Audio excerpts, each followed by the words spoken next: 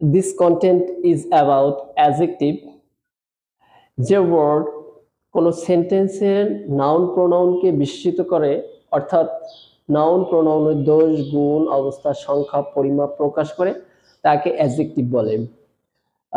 Through this example we will know about adjective. Meena is a good girl. এখানে good শব্দটা নাউনকে বিশেষিত করছে, সুতরাং এখানে গুড শব্দটা অ্যাডজেক্টিভ। দ্বিতীয় উদাহরণ, আই হ্যাভ বট 5 বুকস। 5টা কিন্তু এখানে সংখ্যা বোঝাচ্ছে। জানি সংখ্যা যদি প্রকাশ করে, নাউন প্রোনাউনকে বিশেষিত করতে যদি সংখ্যা প্রকাশ করে, তখন কিন্তু সেই সংখ্যাটাই কিন্তু আমরা যে ওয়ার্ডটা প্রকাশ করে তাকে কিন্তু অ্যাডজেক্টিভ বলি।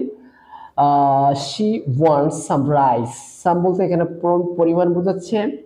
এটা কিন্তু বিশেষিত করছে শিকে, নাউন বা প্রোনাউন শি প্রোনাউনকে বিশেষিত করার কারণে এই পরিমাণবাচক অর্থটাকে আমরা অ্যাডজেক্টিভ বলি।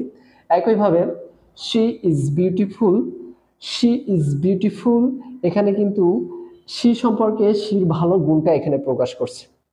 তো অ্যাডজেক্টিভ সম্পর্কে আমরা বলি, আমরা অনেকে অ্যাডজেক্টিভ বলি, অ্যাডজেক্টিভটা হবে না, আমরা বলতে হবে অ্যাডজেক্টিভ। তো ধন্যবাদ সবাইকে ভিডিওটি দেখার জন্য।